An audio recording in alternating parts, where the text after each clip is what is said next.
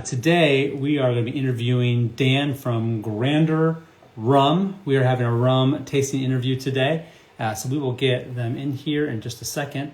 In the meantime, PourMore is a Liquor of the Month subscription business. Every single month, sending bottles to people at their house.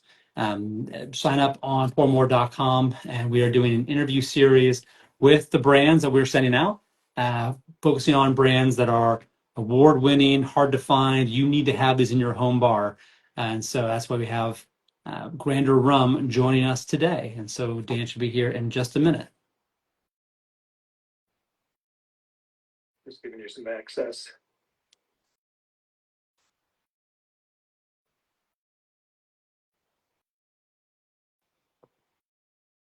He'll be coming in just a minute here. Hope everyone's having a good Friday afternoon, as it always goes. If you're sitting back and want to have a drink with us, we won't mind.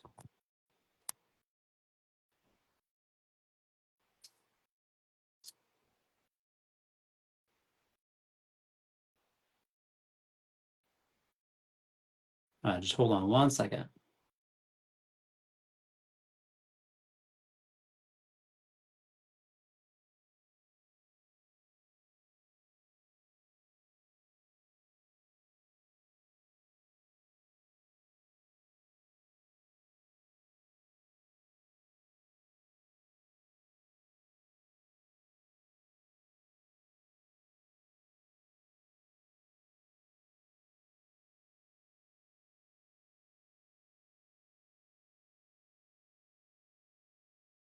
Perfect. There we go. All right, Dan, can you hear us? I can. Yeah. You hear me? Perfect. Yeah, I can hear you great. Let me.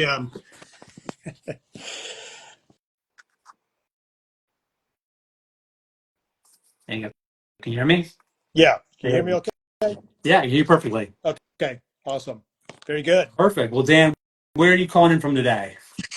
So I'm actually in Florida, down in around the Orlando area. So that's where I'm at today.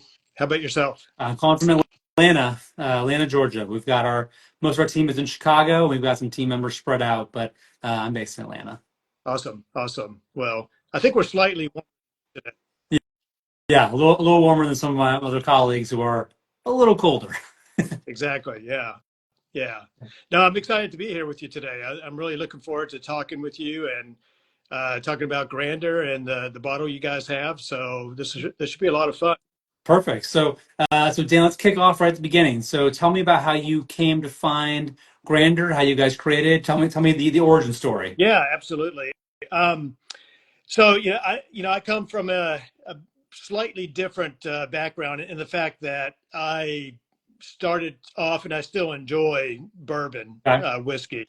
I grew up in Kentucky. That's where I was born and raised, and so I've always had a love for bourbon and rye whiskey. Still do today. And I guess you could say my view of rum, at least in the past, was probably a fairly common view that a lot of people, particularly in America, share, which is, it's a rum is particularly, it's either Bacardi or Captain Morgan, which is nothing wrong with that, but that's usually what people think of when they think of rum, and that's kind of the limitation, and it's a mixing spirit, and that was my view. And then some years ago, I was handed a glass of just neat aged rum. And I was slightly skeptical, and I nosed it, took a sip, and was completely blown away with what I was experiencing. And when I tasted it, the flavors, I mean, there was some, I guess, commonality with bourbon. I mean, it's not bourbon, but I mean, there were some notes I was picking up that were familiar to me, but also somewhat exotic. But I walked away going, wow, this is something I can drink neat and enjoy, but also I can make some cocktails with it. It was, for me, like bourbon, which I do enjoy neat over ice, but I also like cocktails. So it opened up this door that I jumped through to really begin to explore the rum category and learn. I mean, rum is incredibly diverse. There's so many different types of expressions, and I always tell people you will find a rum that you will completely enjoy and fall in love with. It may not be the first one that Yeah. took times. It may not be the one that you had when you were younger. Um, and but there's something out there for someone, and that's really speaks to the diversity of rum. And so when I just fell in love with the category, and I knew right then that this is something that I had to be involved in and engaged with, and I decided to launch Grander Rum. You know, it's interesting. We hear more and more people who are bourbon drinkers, whiskey drinkers, who have gotten kind of jaded on the category, right? The category's blown up. There's so many options. Things have gotten more expensive than they were a year ago, 3 years ago, 5 years ago. And we're hearing more and more about a move to rum. Are you guys seeing that? Is that part of your taste profile? Talk about that. Yeah, I mean, we certainly are, and we're finding. I mean, and I mean, I want to be cautious on the term move. I don't. I mean, there are a few Hmm. people moving completely over to rum, but what I find is there's a lot of bourbon drinkers out there that are discovering Yeah, rums that they enjoy, not necessarily moving away from bourbon, just but encompassing yeah, or broadening. and Yeah. they're embracing the fact that wow, there's some really good quality rum, aged rum spirits in particular that they're really getting into. And so, in fact, earlier this week, I was back in Kentucky doing an event, and it was very much similar. I mean, there were a lot of people there that had not been exposed to really interesting aged rum before, and they were blown away. Like, wow, this is absolutely not what I was expecting. And this is something I could sip. I didn't think you could sip rum. I mean, rum had to be a frozen daiquiri or Yeah. some sweet, fruity concoction. And so I think people, once they discover, then yes, I mean, people are really getting into it and starting to branch out and embrace the category. But rum, it's tough though because it's so diverse. So I know people who have tried an aged rum that was not their liking because they come back and go, it was so sweet. Mm. So and those exist, or it was very spicy or whatnot. So unfortunately, it takes a little bit of unless you just get lucky out of the gate, to find that right particular rum, or subcategory of rum that you find yourself really liking due to your palate. So, I think creating a whiskey company, there's almost like a blueprint now, right? It's happened so many times. Creating rum is totally different, right? It's a whole different production style, and I feel like there's just not as many people who are maybe doing that quite as much. What was one of the biggest things you ran into that was a complication along the way that made it hard to start a rum company? Yeah. Well, before I answer that question, when I got into this, I had the question for me to ask, which was, do I want to create my own craft distillery and actually begin the production of rum, or I want to find a distillery that I could work with and that would allow me to innovate, Sure. which I ended up going down that path, the second one. Um, but when I decided to do that, um, I had to go through a couple of things, challenges. Which one is finding which style of rum I wanted. So I mean, bourbon is certainly diverse, but rum is like 100 times more diverse, and it's dependent on. I mean, if you think about it, bourbon has really strict guidelines, and it has to be obviously made and crafted in the U.S. Hmm. And there's very strict guidelines around that. It has to be 51% corn. Rum can be made anywhere in the world. So that alone brings in a lot of differences culturally into the production of the process. But rum does have to be 100% from sugarcane. So Okay. one consistent aspect of rum, it's got to come from sugarcane. It can be the molasses, which is a byproduct of the sugar that's created from sugarcane, or from the juice of the cane. And those two create very different outcomes in terms of the taste of rum. And then, of course, you column distill it, pot still it. You can age it or not age it. Uh-huh. And you're really supposed to age it in oak barrels, but of course, there's a lot of different types of oak barrels. And then you can possibly add stuff to the rum. You can adulterate it, whether adding sweeteners to it, flavors, or etc. So the first thing for me personally was figuring out which style of rum, and I wanted a molasses-based rum. The reason being is I think for me that resonated more with my palate, especially coming from the whiskey Oh, say background. you're a Kentucky boy. You need that molasses. Exactly. Exactly. So for me, that really resonated with me. But I did not want to do any additives in the rum. And that again was because from Kentucky, bourbon, Yeah. you can't use additives in bourbon. Yeah. And so I needed to do something that resonated with me. And for me, it was about just, the raw ingredients, the production and the aging and making sure it's good enough for me to work with. And so finding a distillery, it's not always easy finding one that actually is tuned in with the palate or my palate, and I guess in particular. But that ultimately, that search led me down to Panama, and that's where I planted, I guess myself or the grander flag in Panama. Finding a distillery I could work with, which right now I'm actually starting to work with a second distillery in Panama.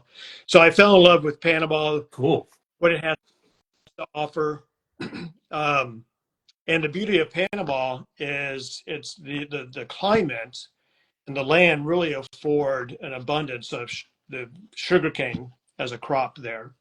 So all of our raw materials are from the local farms in Panama, and many of the fields are owned by the distillery, but we can use local farms if we need to as well. So having all that production from sugarcane to distillation, aging, bottling, everything is 100% Panamanian down there, and so I love it. And then also on top of that, finding a distillery that would allow me to bring my own barrels in to play with, Oh, okay. to do maybe some, finishes or Yeah. whatnot. So, you know, you don't always are afforded that luxury. If you think back to, independent bottlers or whatnot, and back in the U.S. with bourbon or whatnot, you can't always find a distillery that's going to allow you to take space and do things. I mean, there's certainly some out there that allow you. So yeah, it's been it's certainly been quite a interesting Yeah. path to get there. Yeah. It's been really good. That's so cool. So, I love asking the question about what makes your rum different. We've talked about the molasses. Talk about flavor profile, right? Talk a little bit like if you're thinking about who's the best consumer, who's the best person to come. You guys said it's hard to find that right rum. Who's the right person to come and drink your rum? So I mean, I certainly think that a whiskey drinker Okay. is really a good candidate for this rum, particularly the one we're going to taste today. So when it's not necessarily the rum drinker who is into Captain Morgan, and that's really what they Yeah. love. This is not going to be their cup of tea. It may be, but I wouldn't be surprised if it's not. So usually when I'm answering that question, I'm looking outside the category, and usually whiskey drinkers. So if you think about rum's actually a highly consumed spirit in the U.S., but it's all really driven at the mixed drink level. So it's all the daiquiris or pina coladas, mojitos, rum and coke. So you're not always getting the essence of the rum in those Sure. cocktails. So I don't always look towards that category to draw upon because this is such a different. I don't want to ignore it, but it's down to really that whiskey drinker who's looking for something different, but nothing really over the top sweet. And again, I don't add any sweeteners to this. So Yeah. Yeah. I'm just reading through the bottle as you're talking. I was just kind of looking through the some of the notes on here. You know, it's funny because like when I opened it, I was thinking about whiskey in the context, and you're right. It just there's so much of this that kind of like um, signals whiskey drinker on it, right? Like kind of the style of the bottle, the where aged 10 years, the even the back it kind of has single barrel stuff. Like it feels like a whiskey drinker's rum. I think you've done a really good job of like from a branding perspective bringing that through. I love the way that this is like it is positioned as a whiskey rum almost. right, yeah, and it's yeah. I mean, and again, I think that's driven from my palate of what I Yeah. like. And it's interesting to say, I'm starting to work with another distillery down in Panama, and um, the new products I'm coming out with them are probably more. It's a funny. I'm going to make a funny statement here, but more rum-like Okay. Well, than whiskey. what would you expect? Yeah, more the old traditional. Yeah. Yeah. So I'm actually going to do an unaged product, which is something I never thought I was going to do. Um, because I love aged products. I love aged rum. But I came across a distillery that was making some unaged product that I said, "This is I've got to bottle this." And then Yeah. they have some aging stuff that they're doing, which is really interesting, really unique. That just has tons of flavor. I'm like, okay, this is also this has to come to market. So I can't wait to see that. Maybe we can jump into this guy then. Maybe we jump in a little bit, and now I'm like very interested in the where we're going with this. So this is the Grander Panama Rum, 10-year aged yep, in two ex bourbon barrels, 53.8%. I'm going to join you as well. Please I don't do. want you to have to enjoy this alone.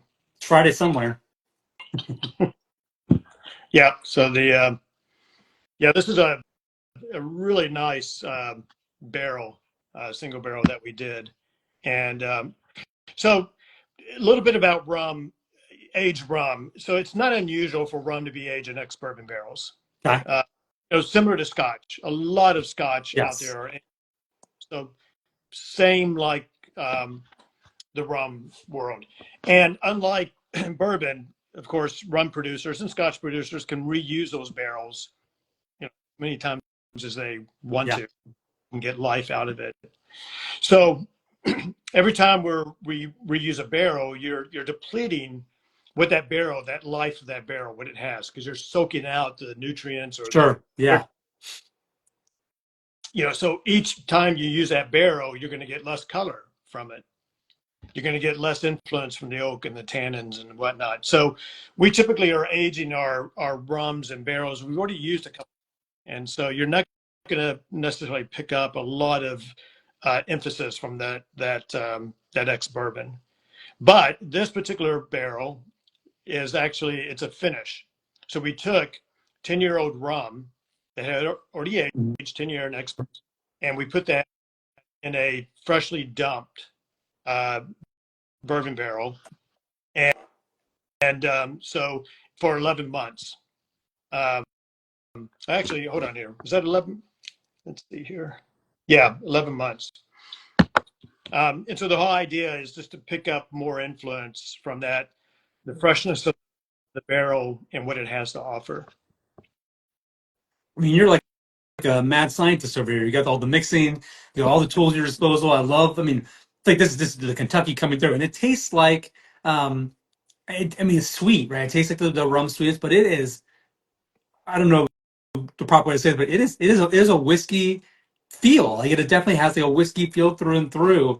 This is fascinating, and kind of new to rum. So you're right. But this is definitely has that like caramel vanilla that I expect from the whiskey side, but it's so much sweeter, almost like a sweet tobacco Yeah, kind of like a flavor to it. yeah, and for me, the sweetness is it's a it's a subtle sweetness. It's not a cloy. It's not a Right, syrupy. right. No, yes. It's a heavy sweetness. It's there, but it's not. If you're like me, it's like, if you have like a sweet cocktail drink, let's say like pina colada or whatever. I mean, which I'll enjoy, but I can only do one. Yeah. That my palate is burnt out. I can't handle any more sweetness. So this is not like that. It's not, an over top sweet. And I think it's got, just the right nice level of subtle sweetness coming in. And then, as you mentioned, you have those bourbon notes that are just Mm-hmm. behind it as well. And I mean, this is something that I mean, I was up when I was in Kentucky this week doing an event. I think it was like 28 degrees outside. It was cold, and I asked people, I'm like, how many of you thought you would be sipping rum on a dark, wintry, cold night? And of course, no one would No, ever have thought that. you picture rum as being on the beach, Yeah. sitting out like that pina colada. But I mean, you're right. This is a sit by the fire, Mhm. warm night. I am gonna blind taste test, and I'm gonna film all of this. I'm just tasting it. I'm like, I have a bunch of whiskey guys, and I'm just gonna blind taste them and be like, what do you think of this new whiskey? And they're like, actually, it's rum. Like, this is gonna be fun because like this is fascinating, Dan. This is amazing. Yeah. Yeah. No, it is. Yeah, you'll have fun with your whiskey friends doing that as well. I think they will be pleasantly blown away. Yes. Um, So yeah, you're right. Maybe I should. It's not the sweetness that you expect from like a poolside drink. It's a sweetness that comes from that sort of like vanilla, like as opposed to like on the whiskey side. I feel like so much of it is sort of more of like a dry, um, kind of you feel it here, like in your chest kind of piece. I'm tasting so much of the sweetness, kind of tight the roof of my mouth, up through kind of my nose, kind of the more Yeah. floral kind of feel to it. This distillation of the sugar cane. So this is. I wonder if it's because of the molasses. Is that why the molasses has more of the whiskey feel to it? Is that where they kind of break out? Well, it's a good question. So, you know, this is I'm going to use a term for describing this rum, which is not a term that necessarily, I guess, rum connoisseurs would use because it's an older term, but it's called Spanish style Okay. rum, which typically means it's a molasses based column distilled rum. Um, and so molasses column distilled rums in a Spanish style are distilled to be smoother, easier, lighter than maybe like a heavy pot still Mm, rum or a got it. funky rum. But where I'm going with this is this rum really lends itself to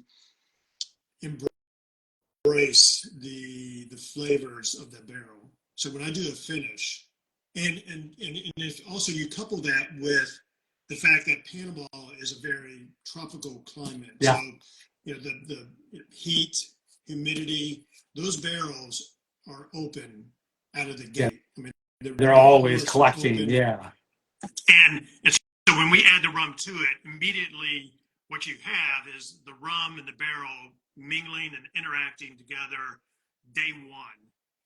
And so we don't get the temperature swings as you do back here, where on a cold day that barrel's going to close up, it's going to force that yeah. rum out. It's always going to be in there intermingling. So with that, it allows the rum to really adopt a lot of those flavors that you're tasting right now.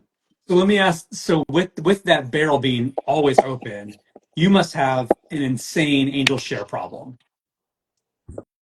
Yeah, I'm sorry, Greg. I apologize. I had my ear. Oh, oh. Um, with with those barrels being open all the time like that, you must have an insane angel share problem. Do you lose a lot to the humidity? So year one, we're going to lose on average 10 to 12% out of the gate. And bourbon's usually like 4 to 6%, or 2 to 4%, something like that, right? Well, will it get to that? Is that yeah? No, like So yeah. well, okay. Year two will go around 6 to 8%, Okay. and that it's going to go down to 2 to 4% typically. But what interesting enough in the Caribbean, it's not uncommon for rum producers to do something called consolidation. Mm, okay.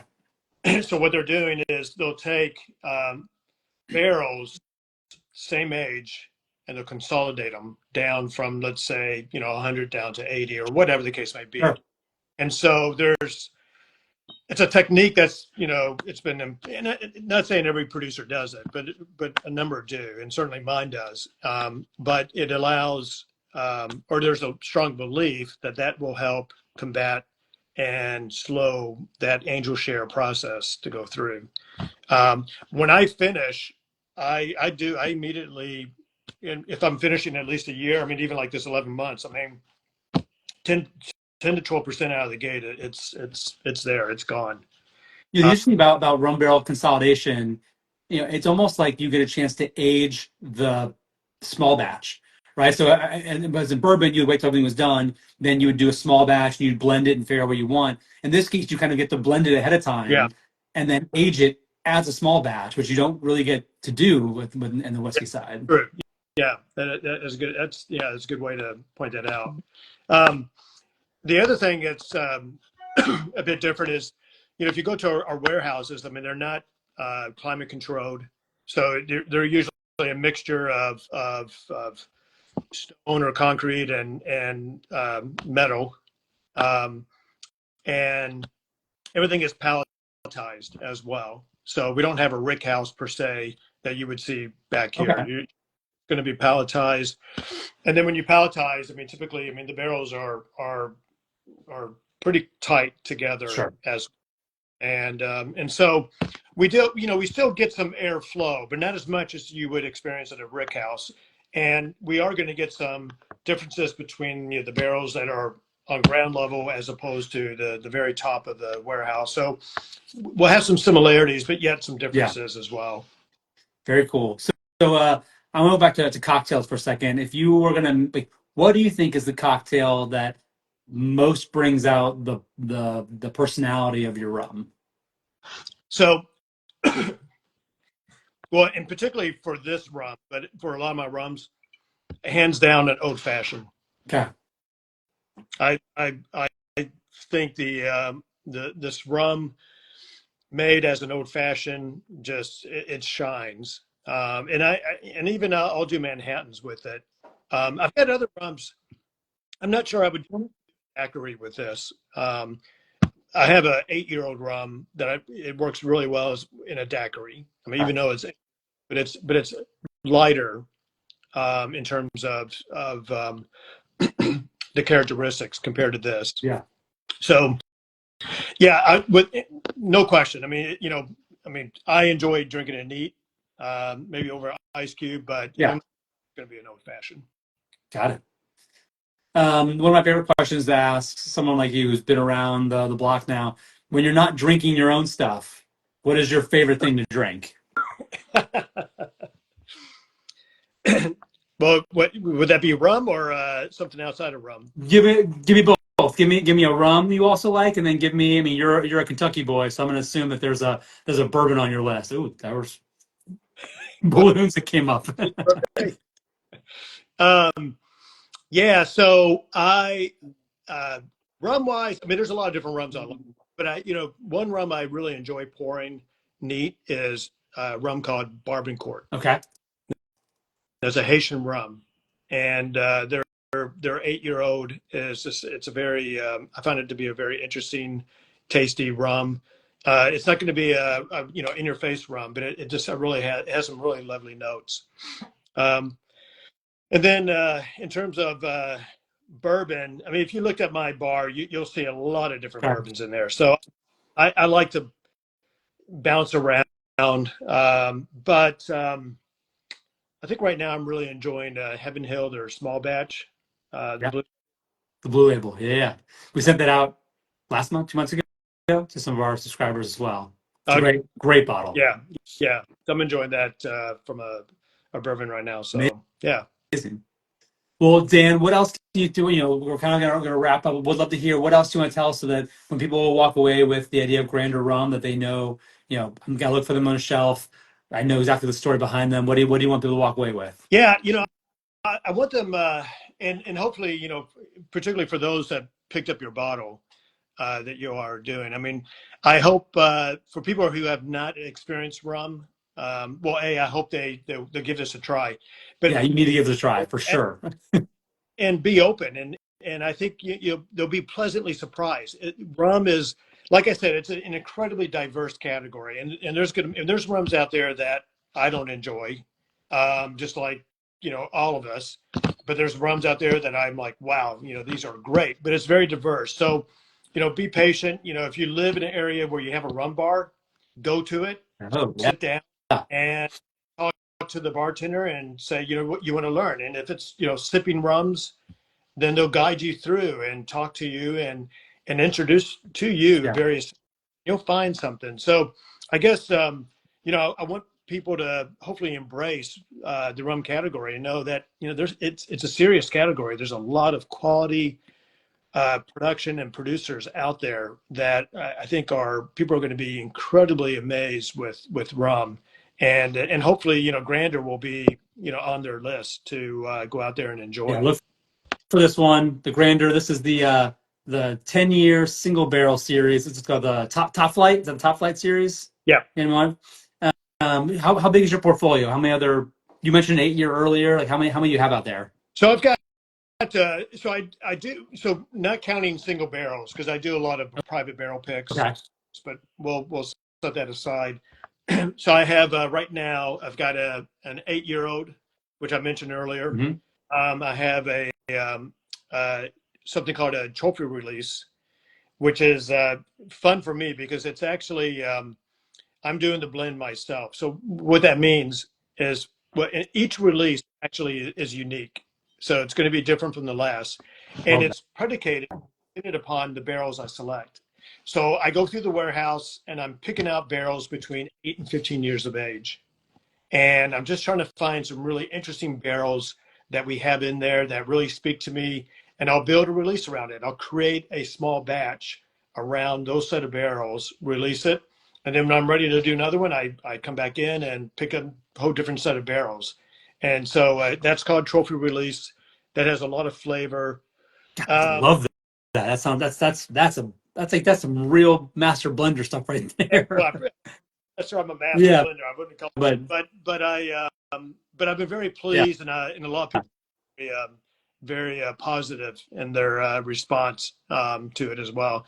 And I'm coming out with a toasted oak um, release as well, and that's going to be an ongoing one where we're finishing the rum, and actually it's a mixture of freshly dumped toasted toasted bourbon barrels, and I'm playing with some new toasted oak as well in that. And let's see here, and then of course I talked about I'm coming out with an unaged product right. as well. So yeah, and that can all be found on my website. As if Yeah. people, which is granderrum.com. Well, first of all, how often are you going back and forth to Panama? I usually go at least 4 times a year. Okay, Yeah, rack and up some points. rack up some points. It's and I'll tell people, Costa Rica, which is right next to Panama, does a really good job of advertising tourism. Panama does not do any advertisement for tourism at all, but Panama has, so much to offer. Very similar to Costa Rica, and it's a beautiful country, very safe. So people whoever have interest in it should definitely check it out. We'll do a trip down to Panama. Yeah, absolutely. Awesome. Well, Dan, thank you so much for your time. Again, everyone go out there. Seriously, go find the Grander Rum. You've got to try this. Like I told you, I'm going to do some blind taste testing. I'm going to change some minds out here. But thanks, Dan, for your time, and appreciate the tasting for sure. Yeah. Well, I enjoyed it. Thanks for having me. And enjoy the bottle. And, never know. Maybe we can do this again. Yeah, would love to. Have a great weekend. You too. Take All care. right, bye all. Bye.